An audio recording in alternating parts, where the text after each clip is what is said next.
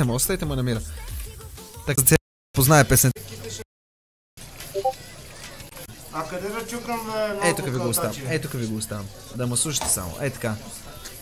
Така го отваряме. Готови ли сте? Да четем заедно текста. Ма така ли?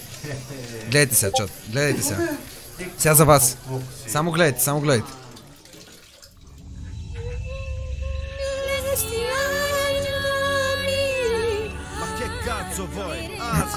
Афенкуро, Асия.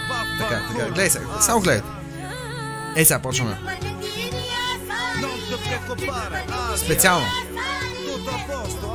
За целото YouTube community. И сега.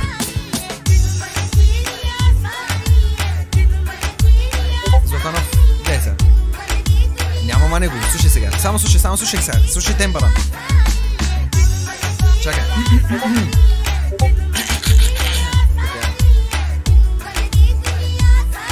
Готови ли сте? Защо, какво и всякакви въпроси не задавай, учи си какво си. Престани, трепериш ми в леглото. Лъски силно, аз си падам много.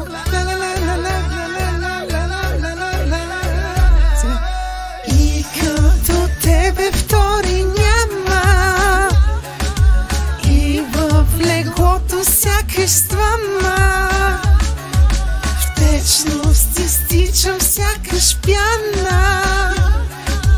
От устните ти съм пияна. И сега. Бих ти го подал, ама много си лека.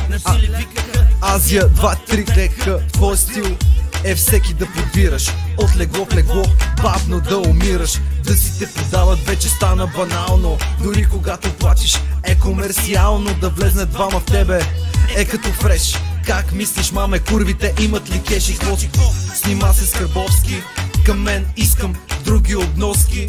От булеварно момиче до поп-фолк икона. Или певицата в устата с двата биберона. Още си спомням как Ванко ти каза: няма лошо. Да, няма лошо.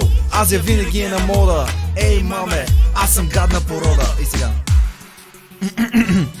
По тялото ти пак ще се гравирам. От снимката ти аз ще се дрогирам. Тайно искаш аз да се гримирам. Ногтите си в черно ще лакирам.